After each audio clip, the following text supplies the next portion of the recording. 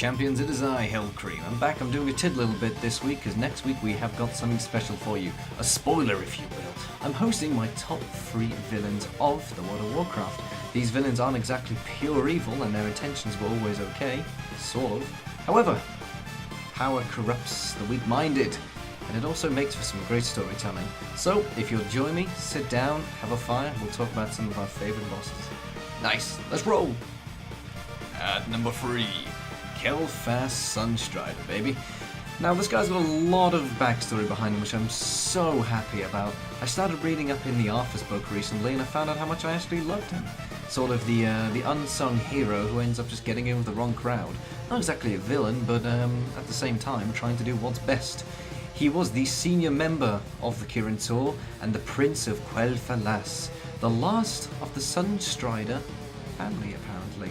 After the fall of Kel'Thas led his remaining people in the service of the Alliance, and that turned out well, don't we know. However, he later converted to allying with Illidan, the Naga, and the Burning Legion. He was branded a traitor, and he was set to be killed. However, Kel'Thas plotted to summon Kil'jaeden through the Sunwell, but his plans were foiled by the Shattered Sun offensive. He was defeated by forces, us, in Magister's Terrace in the end.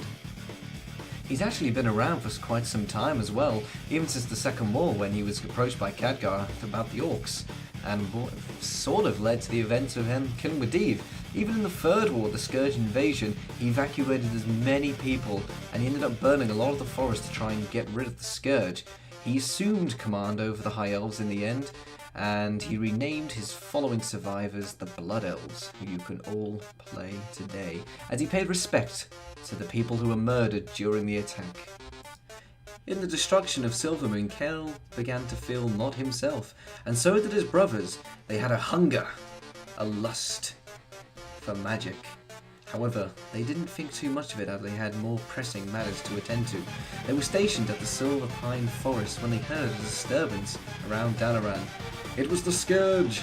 They had begun to raid the outposts, Kel had found out, so he gathered up his forces to seek refuge and relatively safely on the other side of the river Aravas. As he was loading up his caravans for evacuation, he was met by 2 strangers, Maiev Shadowsong and Tyrande Whispering. They were on the hunt for Illidan 3 days. Kel guessed perhaps Illidan was behind the disturbances at Dalaran, and when he told them his tale, Tyrande immediately offered her assistance, thinking they could help track him down. Maiev believed it was a waste of time. Unfortunately, the Scourge pushed and pushed them, and then Tyrande ended up sacrificing herself to make sure the caravan made it across the bridge. Later do we know that she actually survived.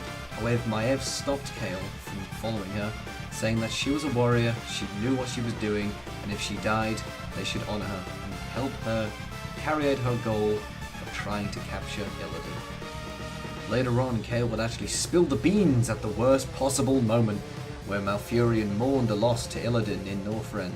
But then Kel piped up saying she wasn't as dead as he thought, and there perhaps was a chance, leaving Maiev and Kel'Thas to do what they did. What happened during the events of Warcraft 3 was Grand Marshal Garithos being immensely racist. That is literally the biggest thing here. Immensely racist to them, saying they weren't worthy of being in their new alliance. Along the way, Kel'Thas met up with the fabled Naga Lady Vash, and she offered her assistance throughout the world, lending boats, resources, and even promise of their power back.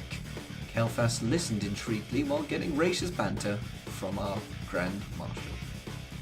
Kel'Thas would go on to help freeing Illidan from Maev's greedy grasps, and then go on into hiding in Outland after the events of what happened to Illidan, which is another story altogether.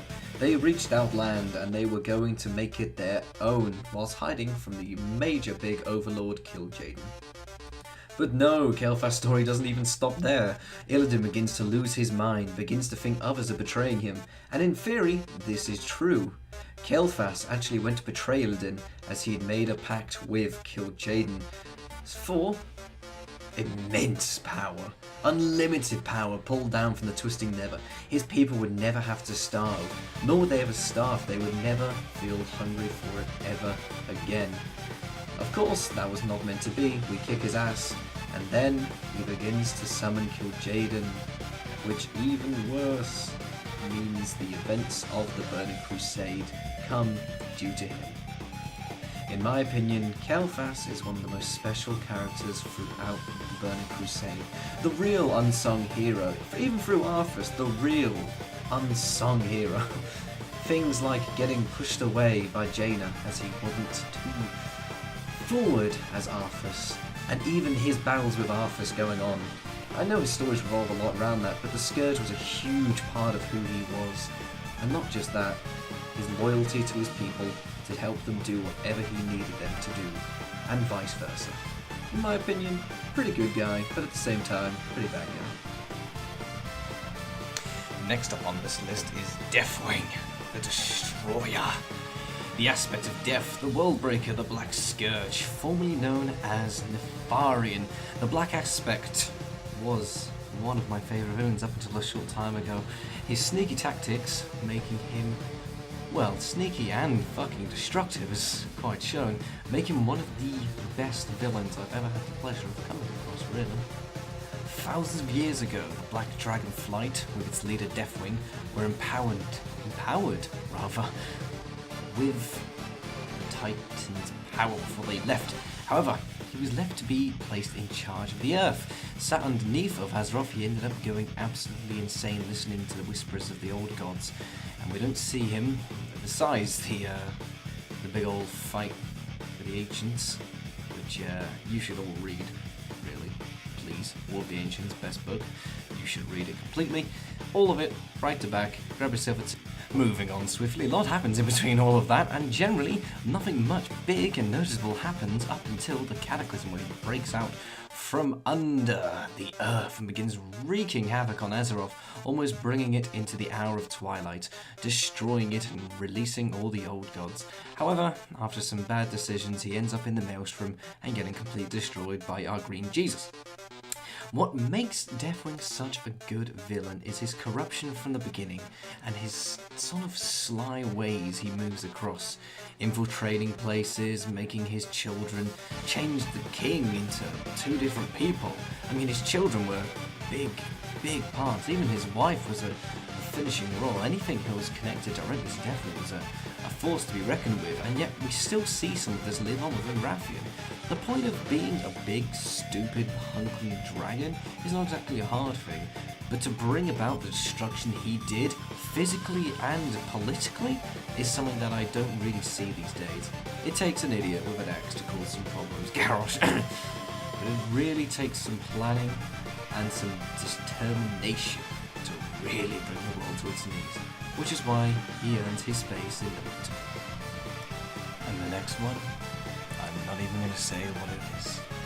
I expect you all to know that this character is simply one of the best. One of the best villains. One of the best bosses ever to come out of World of Warcraft. And probably one of the most sinister things I can think of in this game. I will see you guys next week, and I'll leave you with the gold medalist. The old god, Yogg-Saron. I am the lucid dream, the monster in your nightmares, the fiend of 1,000 faces. Cower before my true form! Bow down before the god of death!